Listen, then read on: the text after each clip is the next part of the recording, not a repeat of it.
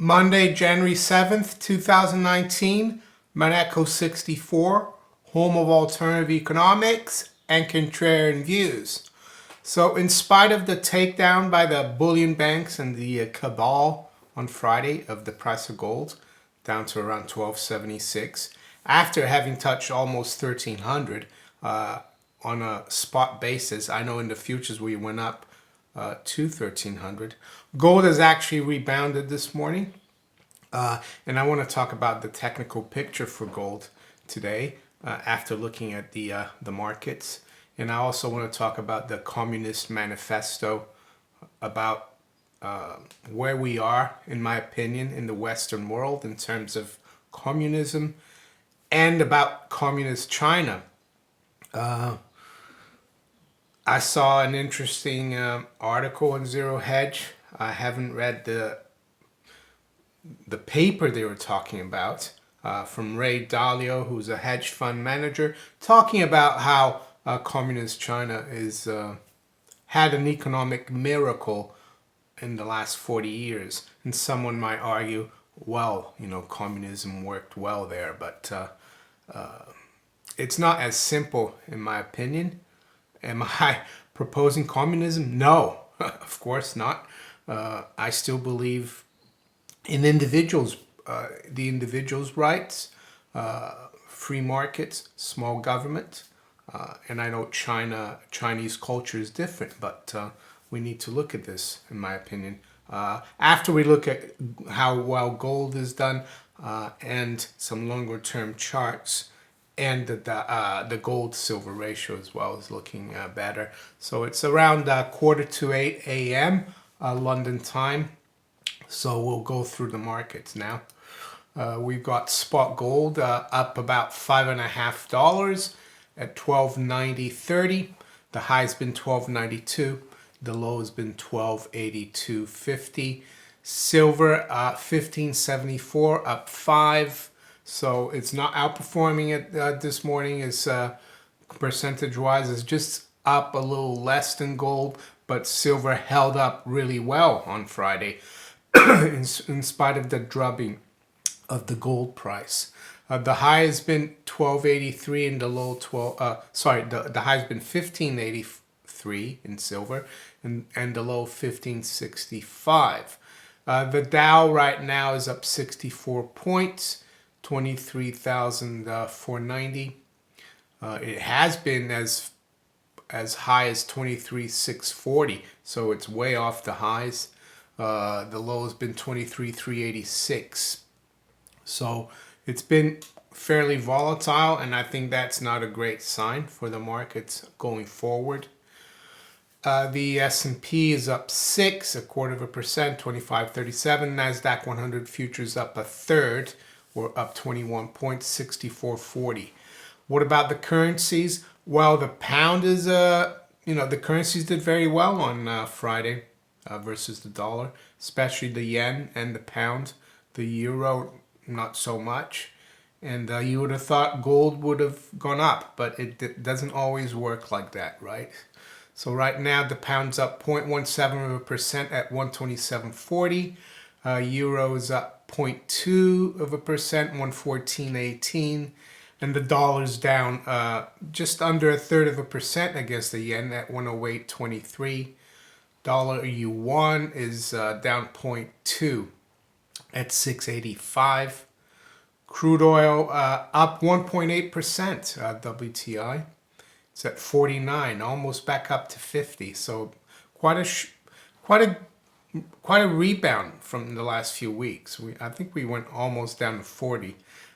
Brent is at 58, up 1.5%. The 10-year yield this morning, 266, down 1 basis points. So still not showing signs that there's confidence in the stock market or in the economy for that matter, I would say. The price of gold in sterling is at 1,013 right now, roughly. I think on Thursday we went up to 1,030 almost. If you think the Maneco 64 channel adds value to you and you'd like to contribute or help the channel, check the links below in the description. So let's have a look at some charts of gold. Look here at this monthly chart going back all the way to the bottom of in 1999 to the top in 2011. You can see here and the 50% retracement, I've done a Fibonacci analysis here. The 50% retracement is 1,086. And interesting that, you know, the bottom was right around there, 1,045. You might say, well, that's $40, $40. But in the scheme of things, I think it worked quite well, that 50% retracement. If you'd bought at 1,086, for example, yes, it might have dropped a little bit, but now look at how long it stayed below that level. Not too long. And this is one of the reasons why I wanted to look at this chart. I was looking at it the other day, and the next key level, which is the reciprocal of the 61.8% or the golden mean, is the 38.2% retracement here. It's at 1283. So right now we're back above that line. And you can see here in this monthly chart, the blip we had on Friday in the scheme of things in the long term does not look negative at all. So I would say, yes, we might go below 1283, 1280 as we did on Friday.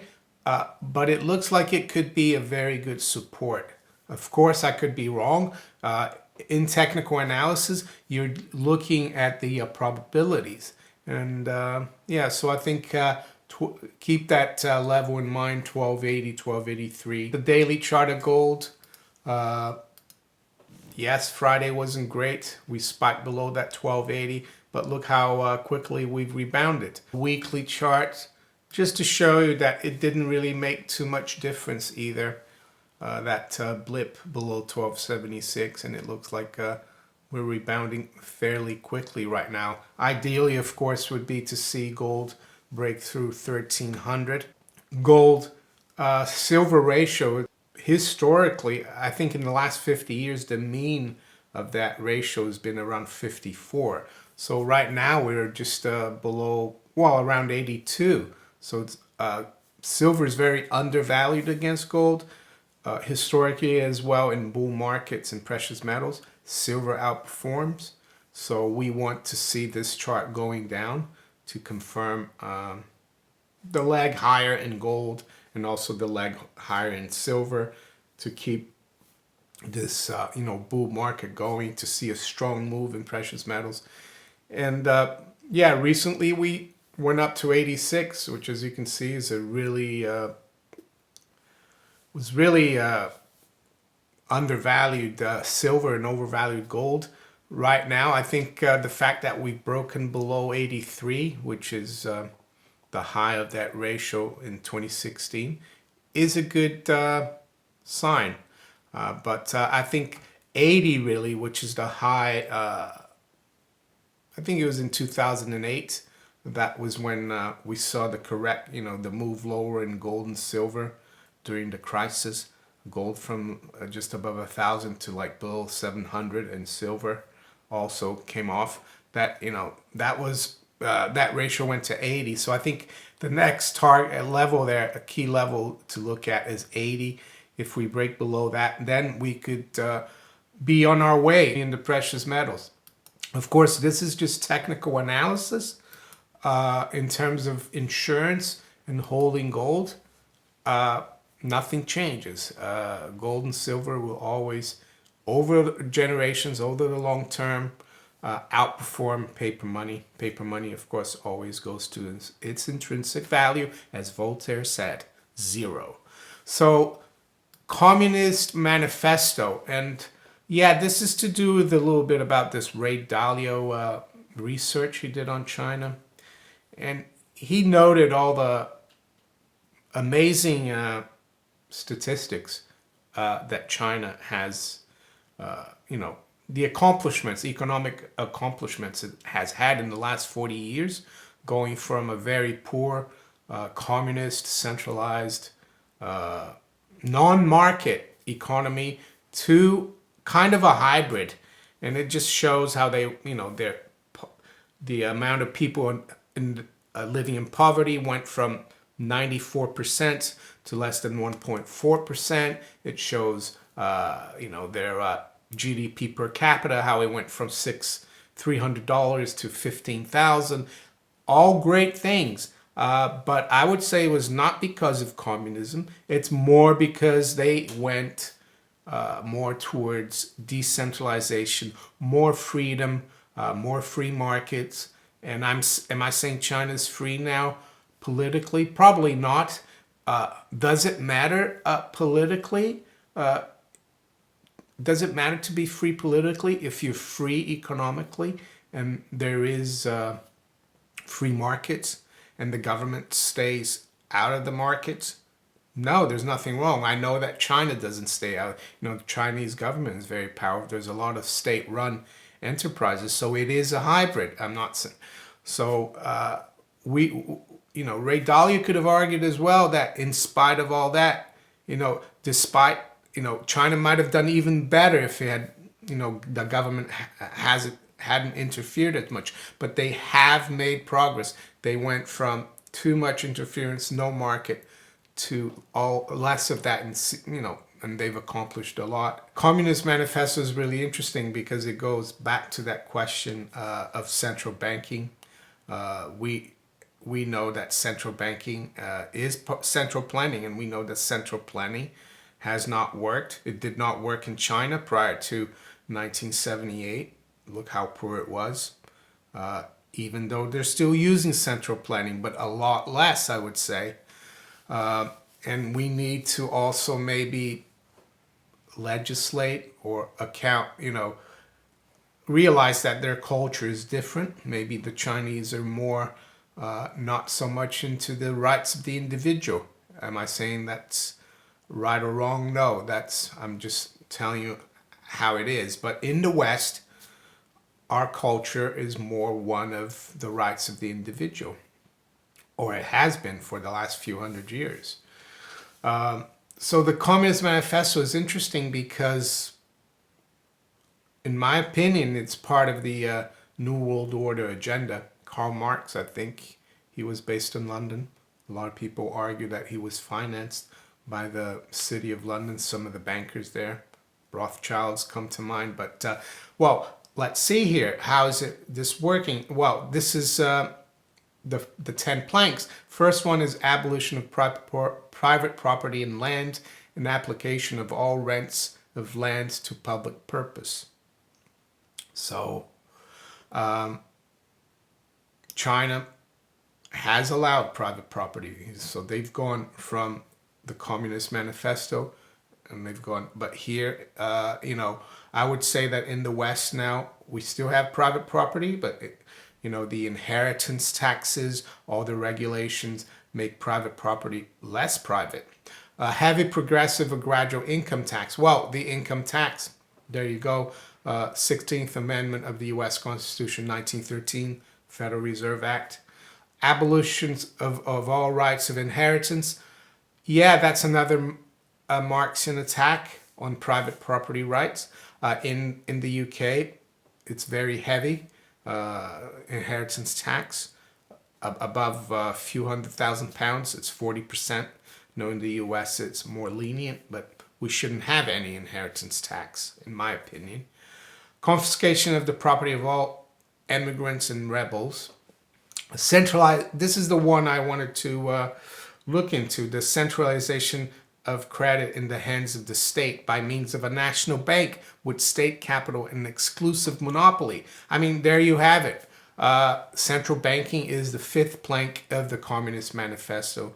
And that's why I always go on about the fact that we need to abolish central banks. We need to go to a free market. That's why you shouldn't believe when central bankers talk about the markets and the free markets. They're not for free markets, these bankers. They're for monopoly and no competition.